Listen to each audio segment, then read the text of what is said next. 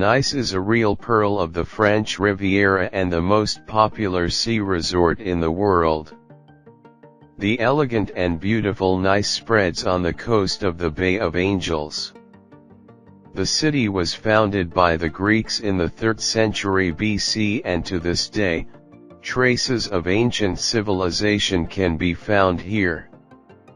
The blue sea, marvelous gravel beaches, a mild climate, and a beautiful landscape have been attracting tourists from all over the world for more than 200 years.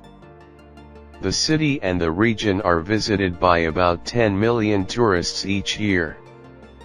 Nice was the favorite holiday destination for the renowned noble European families at the beginning of the 19th century.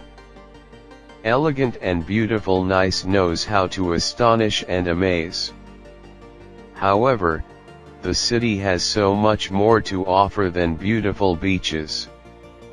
Nice occupies the 2nd position in the number of museums and galleries in Europe.